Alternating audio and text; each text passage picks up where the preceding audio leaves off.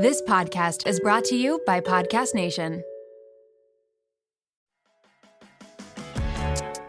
I knew at some point in my life I wanted to work for myself. And I was like, if I am working this hard for someone else, I just need to bite the bullet and go do it for me. Yeah. I know I can show up. I know I can work. I took a risk. I had no savings. I'm going to do this because it's now or never. There's no perfect time. I always say to people, just start, because you will find an excuse. No matter what you do, you will find a reason to delay.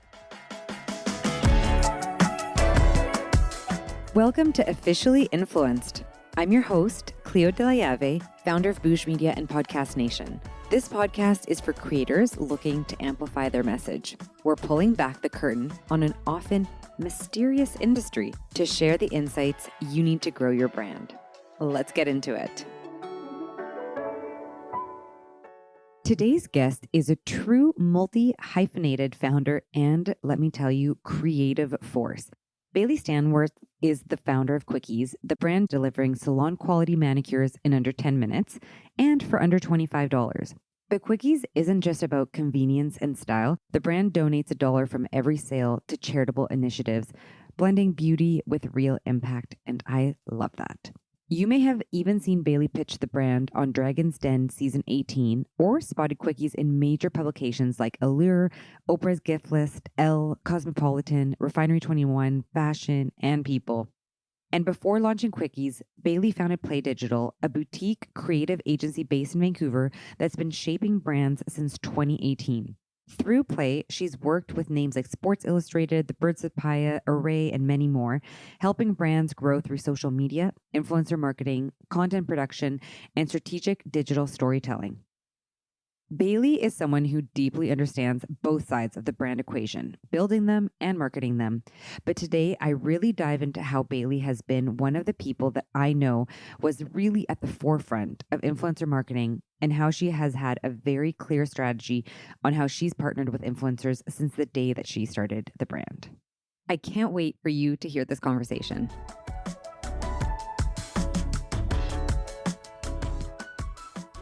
Bailey, I am so excited to have you on Officially Influenced. When we came up with the concept of this podcast, you were one of the first people that actually popped into my head. Oh, thank you. So it's perfect that you're one of my first guests. Just to go back a little bit, we both were from Vancouver. Mm-hmm. We both started social media, digital marketing agencies. And I feel like you're definitely one of those people that I knew at the forefront of influencer marketing. And you really understood the impact that creators could have when it came to amplifying a brand. So welcome. Oh my gosh, thank you. What a compliment. You're the founder of Quickies, which you have done such a good job with the brand. I mean, everything you do, I feel like you nail, no pun intended. And we are going to get to Quickies. But before that, because we're on the Officially Influenced podcast, I would love to know what comes to mind when you think of influenced. Gosh, I mean, I think it's the power of trust that you can establish online. That's what I think of when I think of influence. I mean, granted, I'm also so easily influenced by a sketchy Instagram ad, but I just think the people who build community with their audience and influence, there's really a power and a connection behind it. And that's always been what's driven me to stay in the industry, because I really see the value in it, not the quick kind of money grabs. But yeah, I think it's something that's evolved over time. I think it's not going anywhere. So let's start before we even get into Quickies and you tell us all about this amazing brand. Let's go back to when you started Play Digital and what got you excited to get into the space. And then from there, kind of tell us your story and evolution to where you are today with Quickies. Yeah. Oh my goch, how long do you have? No, I will not make all this day. Crazy. So Play Digital, I started in 2018. I was working for a company full-time, wearing a lot of hats, doing a lot in the digital space and marketing. That was really when influencer collaborations were just starting. We did a collaboration at that place with Jillian Harris, and it was one of the first times I ever saw a creator collaborate with a brand to create a collection. And so doing that, I just saw the power of the influencer and the marketing space. And I was working so hard. I loved my job, but I knew at some point in my life I wanted to work for myself. And I was like, if I am working this hard for someone else, I just need to bite the bullet and go do it for me. Yeah. I know I can show up. I know I can work. I took a risk. I had no savings. I'm going to do this because it's now or never. There's no perfect time. I always say to people, just start, because you will find an excuse. No matter what you do, you will find a reason to delay. And so I just took the chance, and I had people on the side asking me like if I could help them with their marketing, with their social. And so I reached out to those people when I left my job and started this. So I just started with a lot of very small startup businesses, which are honestly my passion. That's me. It's always been me. And I built some really solid, great relationships. I met some friends who were influencers, like the Bird's Papaya. She had 70,000 followers at the time. And we met because there was a small swimsuit brand that I reached out to her to share with her family.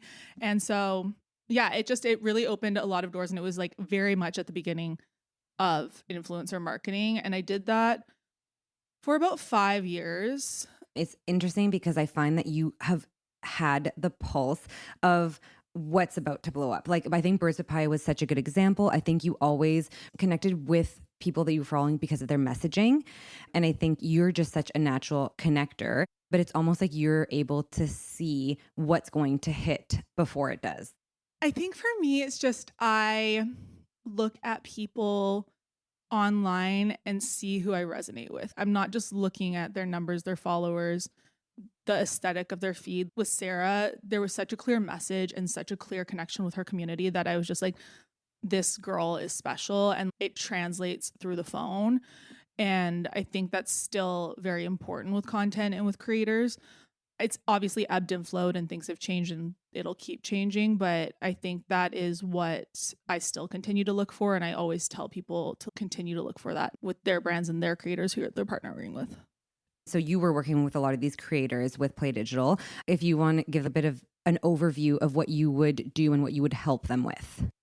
So we worked more with brands than creators. Yeah. Like we would reach out to the creators to gift them the brand. So I also had a different approach with how I structured it for the brands, because again, I was working with very small startup brands who didn't have like these insane marketing dollars. And at my past job working in fashion, I had seen how much was being spent on PR and how little they were getting in return, how they had truly no metrics, how they didn't know where their money was being spent. So I packaged it out very differently to be budget friendly and truly hit targets for the brands I was working with, because I wanted to make sure that if they were giving me their money, which I know is so scary when you are a startup, that they were going to know exactly where it was going. And then I also, from the creator mindset, like I never really thought of myself as an influencer, but I was working with brands personally. And I just hated when a brand was like, okay, so you have to do this, this, and this in this way, and we'll give you nothing. We'll give you the product. I don't see the value in that. So we just would reach out, share the brand. We're like, if you're interested, we'd love to have a conversation. We never ever guaranteed anything. So there was a risk associated for the brand, but we focused on the relationship building versus the ask. And so I think people always saw what we were doing as we cared about the person. We wanted them to genuinely love the product and the brand and would share the story of the brand. And there was always connection. And I think that was really what helped evolve everything. I really love that you took that approach. At Bouge Media, we work with brands and facilitate brand partnerships for our talent roster and understand from the brand perspective when you have a brief and there's certain talking points and a CTA attached to it. However, when the brand allows for there to be more creativity from the influencer, because the goal is to try to match up a very organic partnership in the first place. Absolutely. If we can relay that to the brand and they go for it, we usually will always see better results because it just comes across so much more genuine and they have more freedom. Like if you're hiring a creator, you're trusting that they'll create the type of content that's going to do well. Audience. They know their audience. Yeah. I'm like, when a brand tries to dictate a message or the creativity behind something, they don't know that audience. They don't know how that creator has necessarily interacted with their audience, what the DMs look like, what the comments look like. And so I think giving the creator the freedom, the leadership and control over their content, like, yes, of course, there's things they have to hit. There's like messaging, there's campaigns, there's legal aspects if it's a big company. But I think the overall messaging should be with the creator. And then going back to influence, then will probably more likely influence their 100%. audience in a more successful way. Okay, so from there, you did work with brands and then you worked with a lot of influencers. And then how did the evolution go in terms of starting your own company, Quickies? And then we'll dive into how you worked with influencers in that way too. So Quickies was a COVID baby. It's a press-on nail company for anyone who doesn't know. And it really just was born out of a selfish need for nails. And so I started, because of my background at my previous company, I did fashion apparel manufacturing. And so I knew how to source things, and I was just sourcing samples for myself. I never, ever thought it would be a company. I had no interest in the beauty space. I mean, I loved it personally, but like I had no interest in starting a company in the beauty space and in nails. I got teased for my nails when I was younger. I bit them, like anxiety, cuticles, all of that is just me to my core. And so I hated having naked nails. It was just the one thing, even if I was alone in my house, I just hated having naked nails. Really? Yeah, it just like even during COVID, alone at home. I just would pick them. They'd look so gross. I didn't feel good. It was like one little thing that I just, for my mental health and my confidence, could do. It's actually crazy when you have your nails done, you just feel that much more put together. You can put all the effort and then you have bad nails and it just ruins the whole look. Yeah. And even if it's like naked nails, but they're clean, like it's just, I don't know. There's some psychology behind it, I'm sure. But I just started sampling them for myself. And because everyone was so hyper online at that point, everyone was like, where are you getting your nails done? How are you getting these done right now? You're getting cool designs, like what's happening? And I was like, oh, they're press-ons, but I can't tell you where to get them because I'm literally getting them direct from a manufacturer. I have never truly had people in my DMs like that asking the same question over and over and over. And so I started looking online, and there were press-ons available in the US, but in Canada, there really wasn't a lot. There was some that were like the drugstore brands, but I really hated the designs, thought they were dated. The quality was good on them, but the designs were dated. And then I would find ones that were cool, but they were so flimsy, they'd crack. You wouldn't get any wear out of them. And I was like, am I going to be an insane person and start a business right now? Because there's a demand for this. There's a gap in the market. And I sat with it and I was like, if I can come up with a name that speaks to me, because I'm such a branding nerd. And so when I came up with the name Quickies, I was like, this has legs. So good. And I just knew immediately. And within like, this is happening. 2 months, I had the brand launched and we sold out on the site in 3 hours. 3 hours. Mm-hmm. Oh, I'm not surprised. And even all of your social, all the assets you were doing, it was just like so good. Thank you. It's such a brilliant idea. And also when you launched and you sold in 3 hours, did you seed it through a lot of your influencer friends, or how did you do the launch? So I teased it a lot through my personal, because that was where the initial engagement was coming from. It was all social. I started the Instagram page and I was like kind of teasing what was coming. I would tease designs. I didn't gift to anybody because prior to the launch, I started pretty small. I just literally used Instagram. It's so incredible because you are an influencer. You're always ahead of the trend. People follow you. Like, you have such an amazing style, but also to then get the feedback from your followers, you saw that there'd be an opportunity. So it is the power again of creating a really genuine and organic following. Oh yeah, I still listen to my community. Like, they drive a lot of the decisions that I make for Quickies. They're the ones buying it. Yeah. But it's amazing to have that direct feedback, and amazing that you're actually listening to your audience. So when did you start doing partnerships with influencers? Our first one was about a year in. Our first ever one was with Deb Chubb from Love Island. It was very organic. She came off the show and I had seen that she was talking about using press-ons in the villa. And so I was like, if you ever want any, let me know. You got some, happy to send them to you. And she would just start wearing them all the time and would reach out. She's like, I love these. They're so good. They're the best press-ons I've ever used. And I was like, well, why don't we do a collab? Like, why don't we do something fun? So we did that. It did really well. It was a fun summer collection. And then I just thought it was a great way to collaborate with other people. I just love that. But it was also a great way to expand our reach through other creators. And I really look at Casetify, and I think they've done such an amazing job with this in terms of they're always doing collaborations for their phone cases. And I wanted to do that same business model in terms of collaborations with Quickies. I love that. So one of the key takeaways that we want to give our listeners who are content creators is how to elevate their brand partnerships. We really try to encourage our content creators to put in what's required in order to start building those long-lasting relationships, because then that's so much more organic.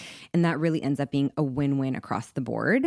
When you're working with these collaborators, what do you look for when choosing influencers to work with? And what do you find makes it successful?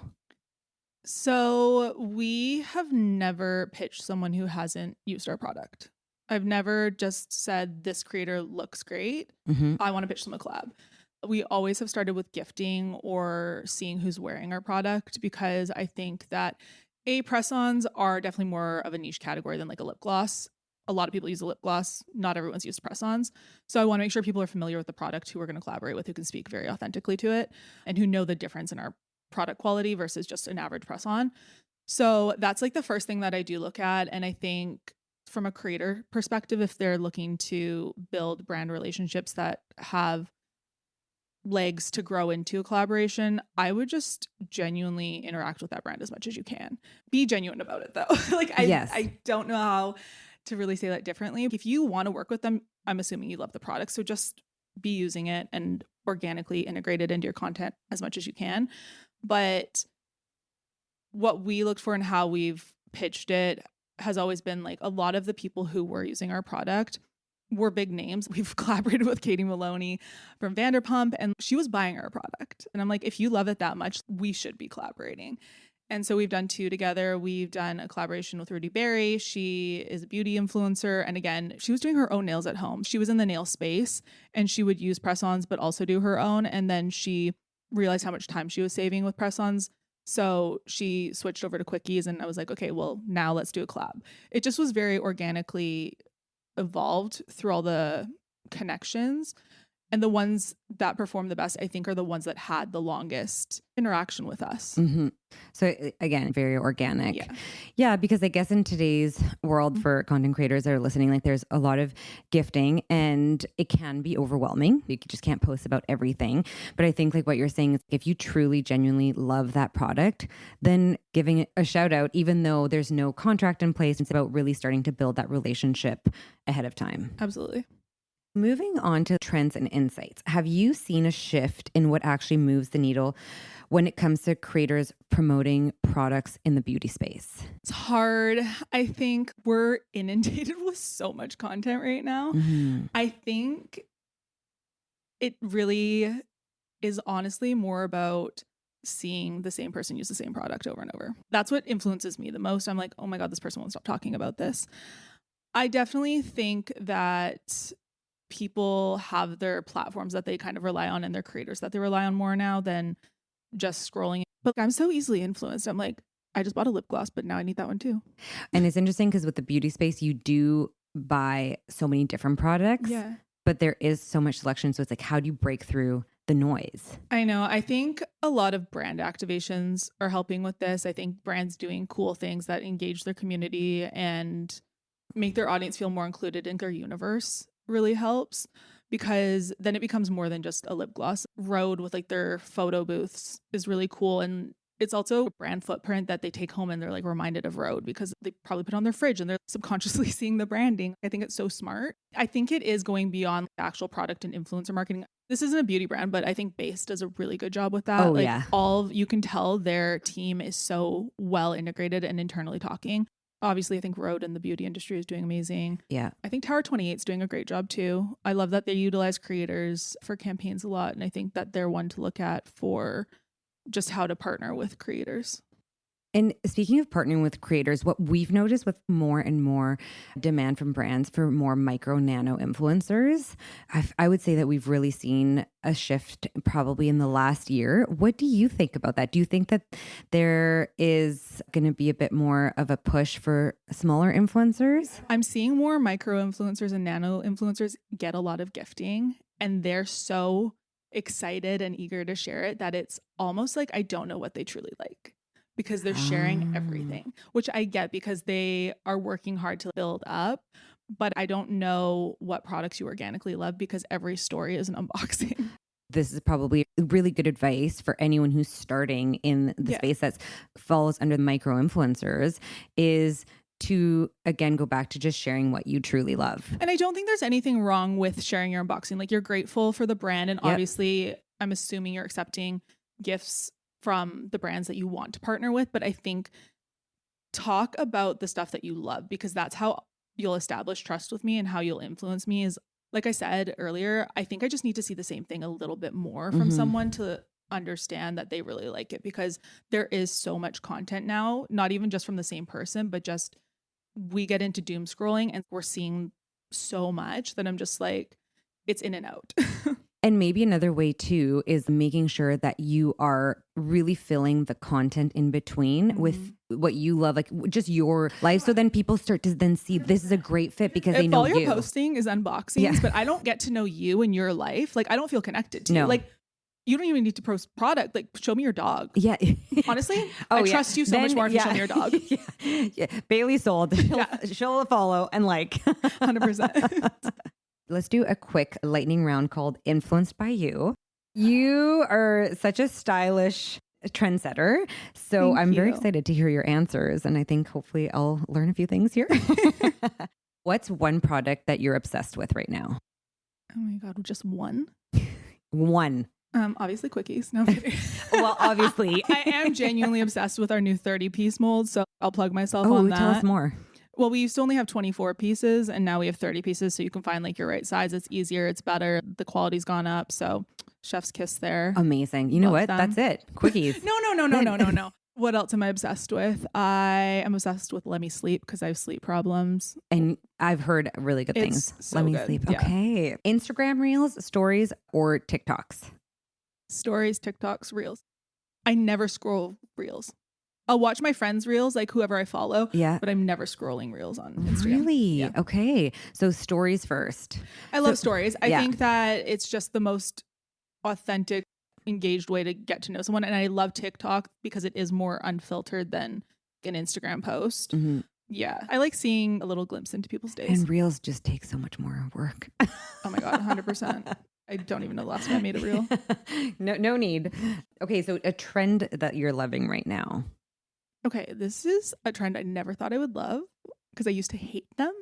Polka dots. Like, I'm so obsessed. Polka dots. Do you have polka dot cookies? I literally just took them off yesterday. Oh, I had, we have polka dot nails. I love the polka dot skirts. I don't know. I'm really into polka dots and I was so against them. Not even because they were trending, just before in general. So polka dots are trending right now. Oh, yeah. Okay. So I need to get myself some polka dots. You do. Okay. Oh, I'll show you some shoes after. I almost wore them for this podcast and they're polka dots. Damn it. Trends that you're skipping entirely that you were just not into. I'm going to give you two. The headband. I hate the headband.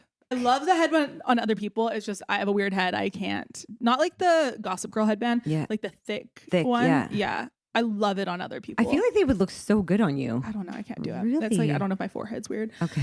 And then on a deeper level, and we don't have to dive into this, is just scrolling past news. Like, I think we should all stay educated right now. Yes. Yeah. Definitely important times. Okay. Most recent follow that you're obsessed with.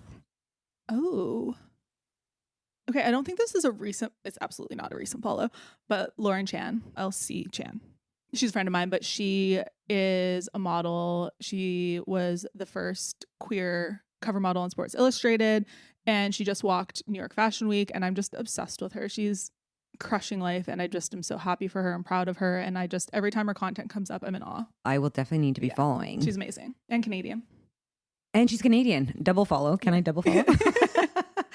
Okay, well, last question. What influences you most right now? My friends.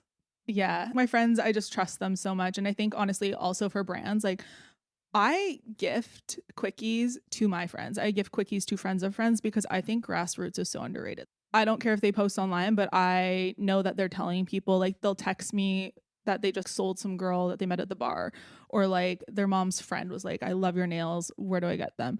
I think that those are ultimately the people we trust the most, is like who's in our life. And that's who I definitely am influenced most by, aside from, like I said, an Instagram ad. So I think that's actually such a good strategy. And since before social media and before all of that, like word of mouth has always been one of the most powerful marketing tools. For me, I can carry my product around and have it in my bag, and it's a very low cost to just gift it out. Yeah. But I'll always take it with me, like on planes, to concerts, to festivals, and hand them out to girls. If you're in the beauty space and you have lip glosses or sheet masks or something that you can carry around that isn't going to be an incredible expense to just gift away, like I think that is the best way to do it. Bailey, thank you so much for joining me on Officially Influenced. I loved hearing about your journey. I'm so proud of you. And Yeah, you're we've known just, each other for like 10 years. yes, it's Crazy. been a decade. You're just such a positive light. You're such a connector. And I'm so grateful to have you as a friend and to have you on today's podcast. Please check out Quickies. It's getquickies.com. Yeah, get Quickies on Instagram and online and anywhere. And then your personal. It's Bailey JST. We're going to connect all of it in the show notes. So please follow, get your quickies, and we'll need to do this again. Yeah, thank you. Thanks, so fun. Bailey. Next week on Officially Influenced, we're flipping the script and turning the mic around on someone who is usually very comfortable behind the scenes. Ooh, this sounds fun. She is one of our very own producers at Podcast Nation, Abby Williams. This is actually going to be Abby's first ever appearance as a guest on a podcast, so this makes it even more special. We dive into how she broke into the industry, what a producer really does day to day, what she looks for when developing a show. And she also shares incredible insight into what makes a podcast successful, the common mistakes that new creators make, and what she wishes aspiring podcasters knew before launching. And if you're a Bravo fan, you're not going to want to miss this one. Abby is also a crazy Bravo fan, and we talk about the Bravo docket, BravoCon, the explosion of Bravo creators, and why podcasting has become the natural next step for reality stars and celebrities building their brands. This is a behind-the-scenes episode packed with insider knowledge, so make sure you're following Officially Influenced so you don't miss it. Thank you for listening, and we'll see you next time.